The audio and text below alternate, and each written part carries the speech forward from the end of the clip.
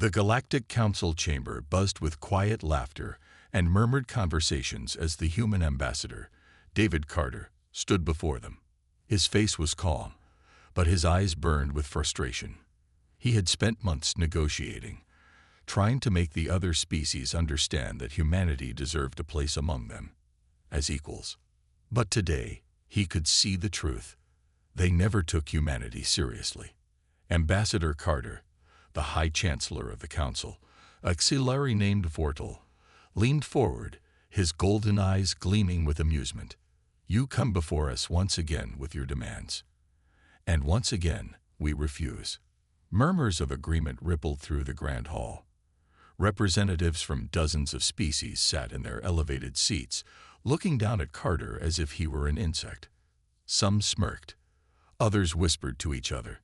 None of them showed even the slightest hint of concern. Carter exhaled slowly, keeping his emotions in check. We are not making demands.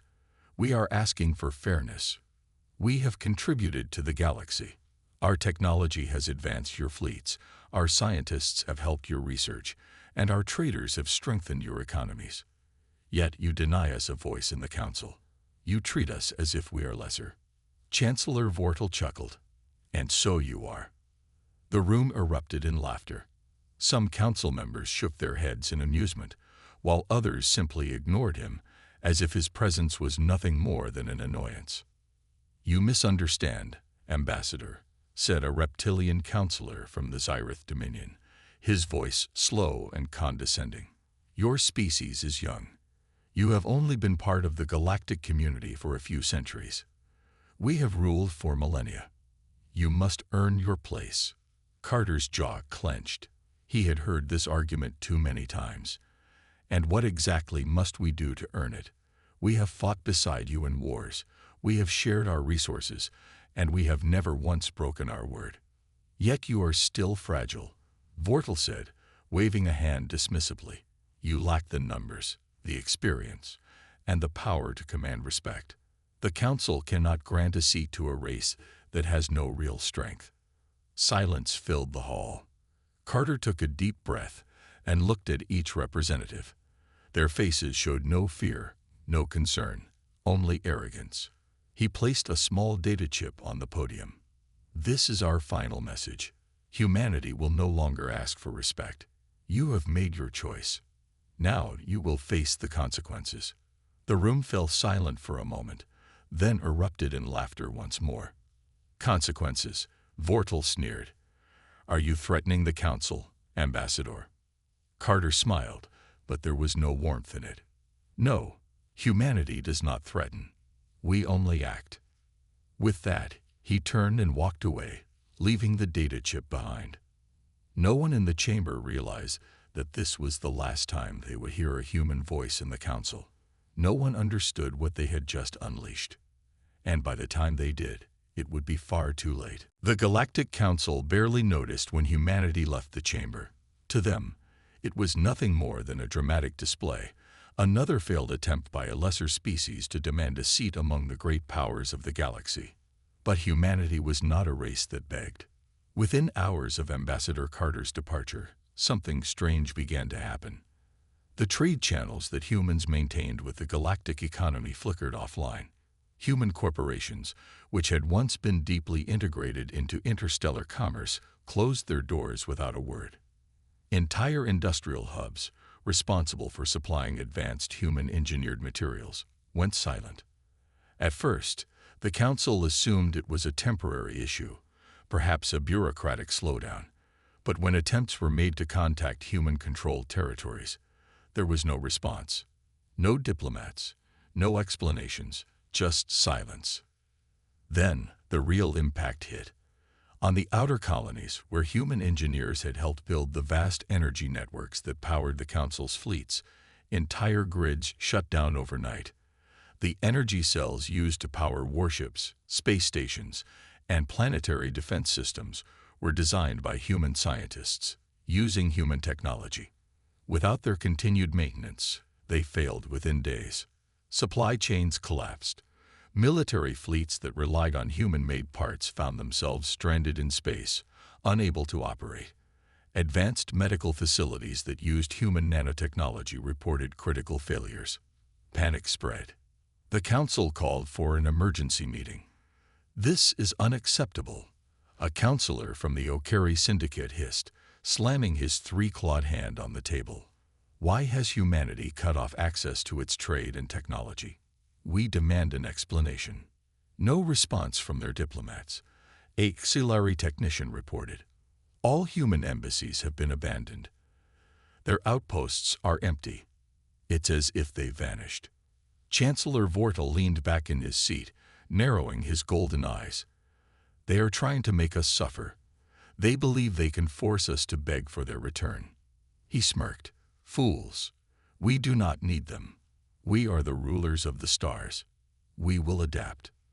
But even as he spoke, warnings flashed across his datapad. Entire fleets were going dark. Vital galactic trade centers had become ghost stations overnight. The Council's economy, once powerful and stable, was crumbling like dry leaves. Still, they refused to admit their mistake. "Send a message to Earth," Vortal ordered. "Tell them the Council demands their cooperation." The technician hesitated before responding in a shaky voice. We already tried. There is no response from Earth."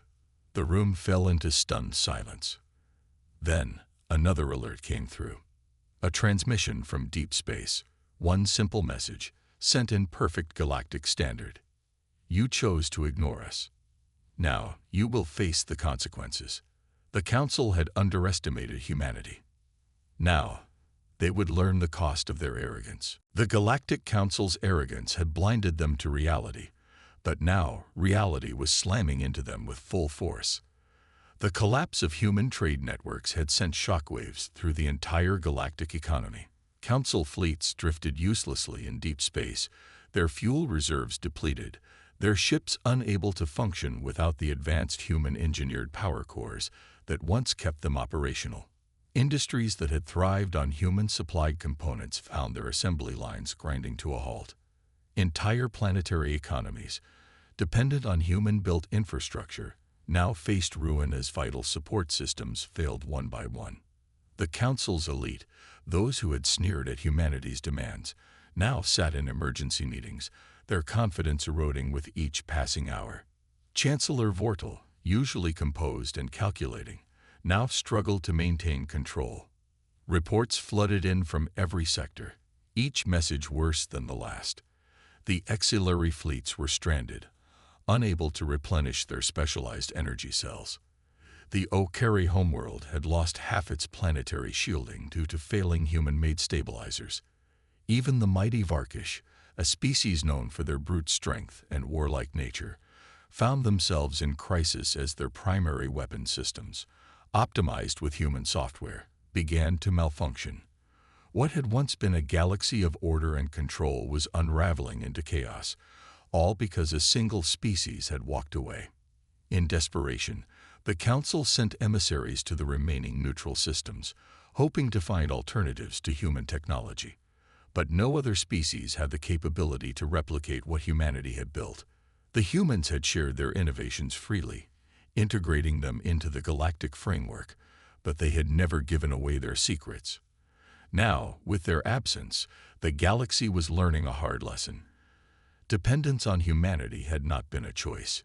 It had been a necessity, and that necessity had been ignored for too long. Some council members, now panicking, urged immediate reconciliation. They called for a delegation to be sent to Earth, offering whatever was necessary to bring humanity back to the table. But when the request was made, the response was chillingly final. There was no response at all. Earth remained silent. The once open trade routes leading to human space were now dark, the hyperlanes that had been bustling with human cargo ships now eerily empty. The Terran military, once stationed at the edges of Council-controlled space as peacekeepers, had vanished entirely. No messages, no warnings, just an empty void where humanity had once stood. Then, without warning, came the first true sign that humanity had not simply walked away, but had made a decision, one that would shape the future of the entire galaxy. It was not a fleet. It was not a declaration of war. It was a single broadcast, sent across all known communication channels, in a voice that was unmistakably human. You dismissed us. You ignored us. You believed we were nothing. Now, as your world crumbles, you will understand what it means to be abandoned. This is not a war. This is not a negotiation. This is the consequence of your arrogance. You thought we needed you. You were wrong. It was you who needed us. The message ended, leaving only silence in its wake. But that silence was more terrifying than any declaration of war.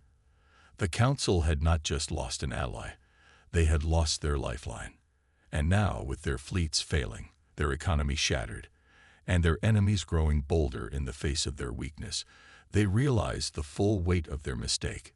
Humanity had left them to fend for themselves, and the galaxy was not prepared for what came next. The Galactic Council chambers, once a place of order and authority, had descended into chaos. The room was filled with overlapping voices, each one more desperate than the last. The leaders of the most powerful species in the galaxy, once confident, even arrogant, now sat in a state of barely contained panic. Every screen in the chamber displayed reports of failing systems, stranded fleets, and collapsing economies. The intricate web that had held the galaxy together was unraveling at an alarming rate, and it all traced back to one undeniable fact: humanity was gone. Chancellor Vortal stood at the center of the chaos, his reptilian hands gripping the edge of his podium. He had spent his career ensuring the Council maintained its power over all known civilizations. Humanity had once been a minor species in the grand scheme of things, useful but never truly respected. That had been the Council's greatest mistake. They must be bluffing. An advisor hissed from his side, his voice shaking. The humans can't afford to abandon the entire galaxy. They rely on trade as much as we do. Vortal didn't respond immediately. His golden eyes flickered toward the data streaming in from across the galaxy. Starports lay dormant, where human engineers had once kept them running. Mining colonies had ceased production because their human-built equipment had malfunctioned. Medical centers struggled as they ran out of human-synthesized medicines. Even the hyperlane stabilizers, which kept interstellar travel efficient and safe, had begun to degrade without human technicians maintaining them. The humans had not just abandoned the negotiations, they had abandoned the galaxy itself. And in doing so, they had revealed an uncomfortable truth. It was not humanity that needed the galaxy. It was the galaxy that had needed humanity. A sudden chime echoed through the chamber, silencing the arguments. A new report had just arrived. Vortal hesitated before opening it, but when he did, his blood ran cold. A deep silence settled over the chamber as the message displayed for all to see. The Dralath have begun their invasion of the Mid-Rim territories. Without human military support, local defenses are failing. Several worlds have already fallen. The Dralath, a barbaric, war-driven species that had been kept in check for decades by the very force the Council had dismissed, humanity. Without the Terran fleets patrolling the border regions, nothing stood in the way of the Dralath war machine. A representative from the exhilarating species, his blue-skinned face drained of color, finally spoke. We must recall the Terran military. We must offer them whatever they want. Another voice from the Okari delegation quickly followed. Yes, we miscalculated. We underestimated them. But it is not too late if we act now. A murmur of uneasy agreement spread through the chamber. But Vortal, who had spent years studying human behavior, knew the truth. It was already too late. With shaking hands, he activated the direct communication line to Saul. A few months ago, this action would have been met with an immediate response. But today, there was only silence. He tried again. Nothing. For the first time in centuries, the Council had no power. Their fleets were crippled, their economy shattered, their defenses weakened, and the one species who had held the galaxy together had turned its back on them. As the chamber erupted once more into desperate debate, Vortal sat in silence, his mind racing through every possible scenario. He had spent his entire life ensuring that the Council ruled supreme, believing that humanity was just another species to be controlled.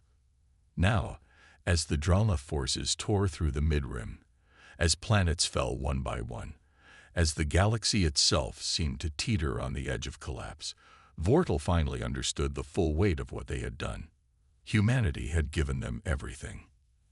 And now, it was gone. The galaxy was burning. Reports of destruction flooded the Galactic Council's data streams as more and more systems collapsed under the relentless assault of the Dralna. Entire fleets were wiped out. Defenses crumbled. The once mighty civilizations of the Council, who had believed themselves superior to humanity, now found themselves powerless. Chancellor Vortal stood in the war room, his eyes fixed on the holographic map displaying the ongoing disaster. Red markers spread across the mid-rim, each one representing a fallen world.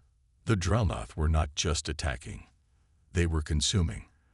Their fleets advanced without pause, tearing through unprepared defenses like a storm. The worst part, every attempt to stop them had failed. "We need to negotiate with them," an Okari diplomat pleaded. "Surely they can be reasoned with." Auxiliary Admiral scoffed. "There is no negotiating with the Dralna. They see weakness, and they devour it." Vortal clenched his jaw. The truth was painfully clear. The Council had relied too much on humanity's presence without realizing it. Their fleets had once patrolled the hyperlanes, keeping threats like the Dralna in check.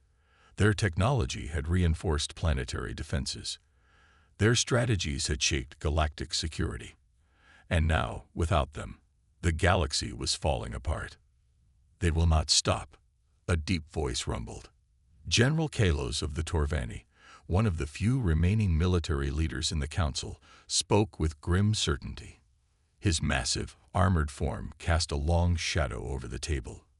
"They will push deeper. They will reach the core worlds within months." A hush fell over the room. The core worlds, the heart of the Galactic Council, had never known war. Their defenses had always been theoretical, designed for political posturing rather than real combat. Panic set in. Voices rose in frantic arguments. "The humans must come back. We exiled them. Why would they return? We must make them return." But how? That was the question no one could answer. Humanity had walked away from the talks, from the Council, from the entire galaxy. Every attempt at contact had been met with silence. No diplomats, no envoys, not even a simple acknowledgement. Humanity had cut itself off completely, and for the first time in galactic history, the rest of the species realized what that truly meant. Vortal's mind raced. There had to be a way. Humanity had once been a part of the galactic community, despite the Council's mistreatment of them. There had to be something that could bring them back. Then a thought struck him. A terrible, desperate thought. "What if we surrender?" he said aloud. The room fell into stunned silence. The Auxiliary Admiral frowned. "To the Dralna." Vortal shook his head. "No, to the humans." The room erupted into chaos again. Surrender to the humans, the very species they had dismissed and scorned. The same species that had once begged for fair treatment at the Council's table. It was unthinkable. It was humiliating. But it was also the only choice. "They have the fleets," Vortal pressed. "They have the technology. They have the strength to stop the Dralna. They also have every reason to ignore us," General Kalos said darkly. "We spat on their contributions. We dismissed their warnings. We let them walk away." Vortal knew it was true. But there was one thing that might still matter to humanity. One thing that could reach them. "We do not beg for their return," Vortal said slowly. "We offer them control." Gasps rippled through the room. The Galactic Council had ruled the stars for centuries. To surrender that power, hand it to humanity, was beyond unthinkable. But the alternative was extinction. "Total control," Vortal continued. "No more empty seats at the table. No more votes. We do not invite humanity back. We submit to them. The weight of his words settled over the room. It was a gamble, a final act of desperation. Would humanity even care? Would they bother saving the same civilizations that had dismissed them? There was only one way to find out. With a deep breath, Chancellor Vortal activated the emergency diplomatic beacon. A signal was sent, a message broadcast across the void. A simple plea. Humanity, we surrender. Please, save us. The message had been sent. Across the stars, the distress call echoed into the void, carrying a desperate plea for salvation. The Galactic Council, once proud and untouchable, had humbled itself before humanity. They had admitted their failure. They had surrendered power. Now they could only wait and hope that the humans were willing to listen. But days passed, and there was no response. The war room grew silent as the reality set in. The humans had truly abandoned them. Chancellor Vortal sat at the head of the table, his eyes hollow with exhaustion. The council had collapsed into despair. Some species prepared for evacuation, though they knew there was nowhere safe to run. Others simply accepted their fate, resigning themselves to the doom that approached. Then, something changed. It started as a ripple in the deep space monitoring systems, a disturbance at the edge of known space. Faint readings, too distant to make sense of. Then, the signals intensified. Something was coming. At first, fear spread through the ranks. The Drelnoth were moving faster than expected. The core worlds had no defenses strong enough to stop them. But then, the long-range scanners identified the incoming ships. It wasn't the Drelnoth. It was humanity. The galactic network erupted in chaos as thousands of ships emerged from the darkness.